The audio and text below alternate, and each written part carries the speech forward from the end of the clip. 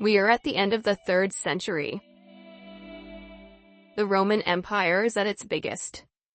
A well-administrated structure with institutions, laws, strong military and religion, but with corruption, migrators and other problems as well. Religion in the Roman Empire compressed the practices and beliefs in the Romans regarded as their own,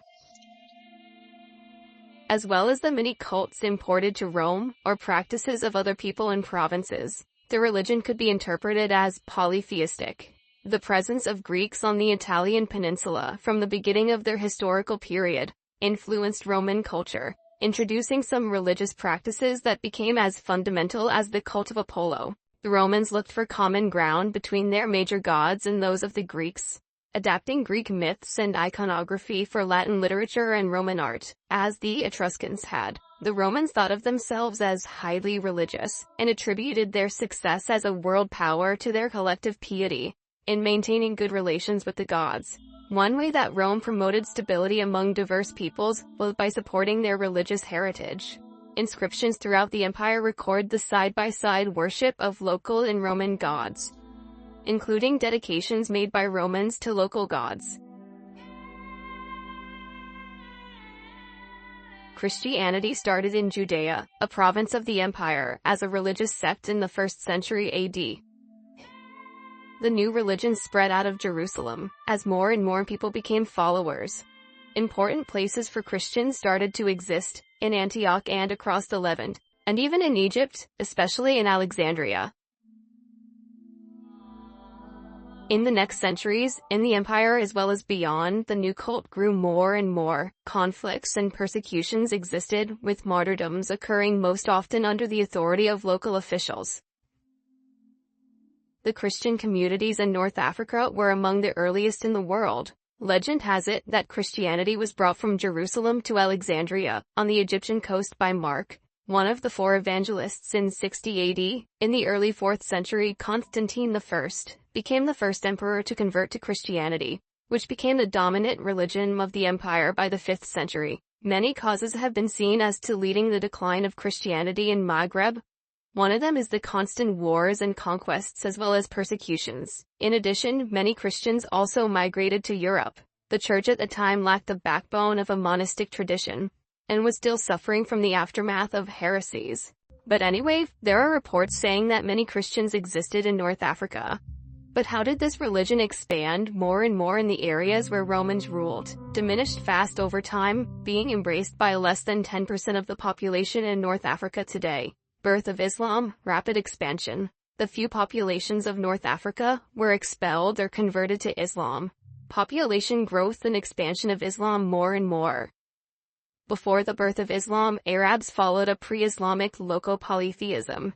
It's believed that Islam originated Arabia at the start of the 7th century, few centuries after Christianity started to spread. In the new religion, however, it was considered that it did not start at that moment, but was believed to be the original faith of others, whom they regard as prophets such as Jesus, David, Moses, Abraham, and others. The presence of Islam in Africa can be traced to the 7th century. On May 614, Muhammad advised a number of his early disciples, who were facing persecution by the polytheistic inhabitants of the Mecca, to seek refuge across the Red Sea of Oxum. Islam spread through military conquest, trade, pilgrimage, and missionaries. Arab Muslim forces conquered vast territories and built imperial structures over time.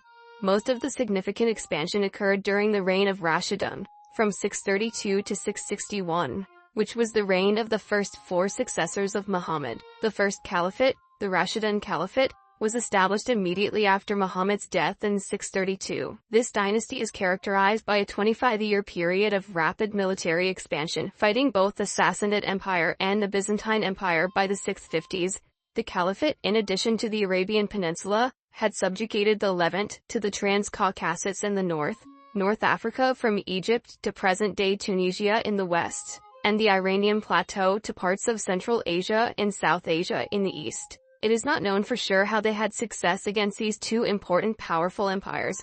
One reason could be that the Byzantines and the Sassanids were rivals, and possibly at a weak point due to their fights. In 641, during the reign of Caliph Omar ibn al-Khattab, Muslim troops took over current Egypt and conquered current Libya the following year. Muslims then expanded to current Tunisia, 647.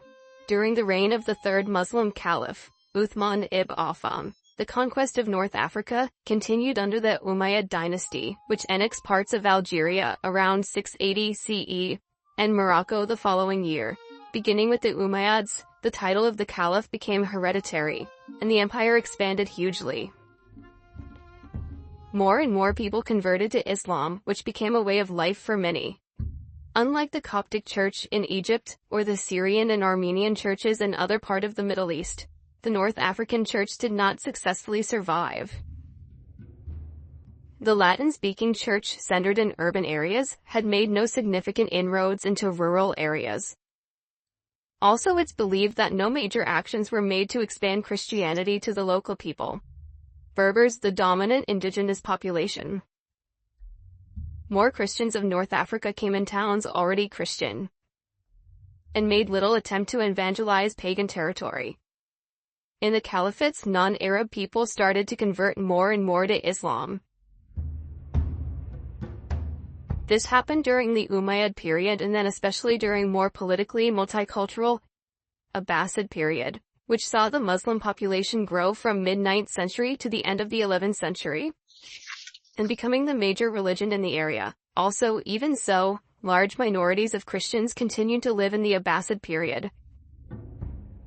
Syria may have had a Christian majority within its modern borders until the Mongol invasions of the 13th century. The divisions of the church, the internal problems, the sparsely populated, harsh regions in which people lived, combined with the fall of the Byzantine Empire, and their defeat in North Africa and Levant, created the situation for Christianity to be expelled from this region. Not totally, but the Christian population represented fewer people every year. Also, other reasons would be responsible for this too. Along with the fall of the Byzantines in the region and the huge expansion of Arabs, local people were highly influenced by the new culture, traditions, and by the new religion. Various taxes were put on people in this time.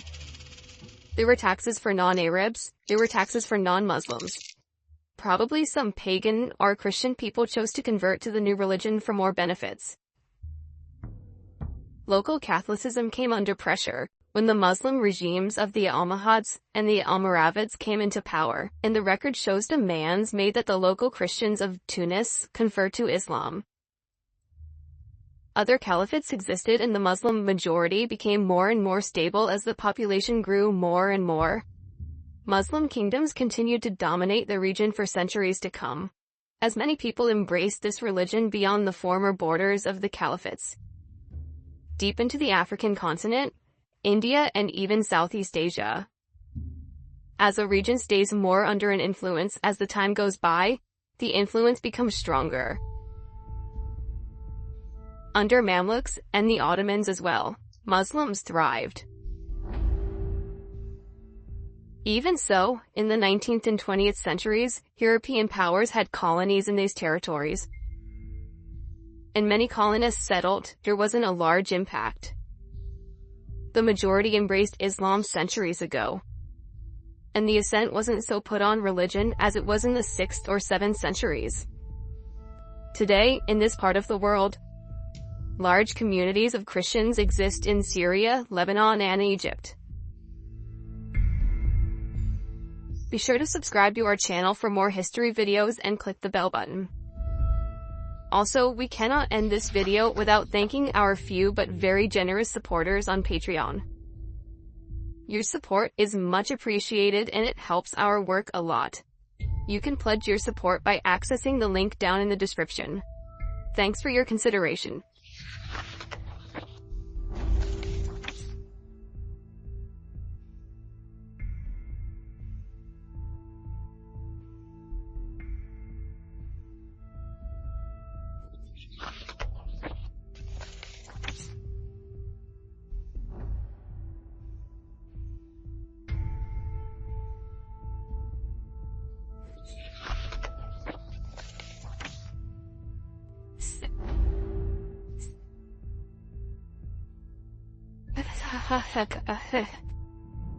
Sí.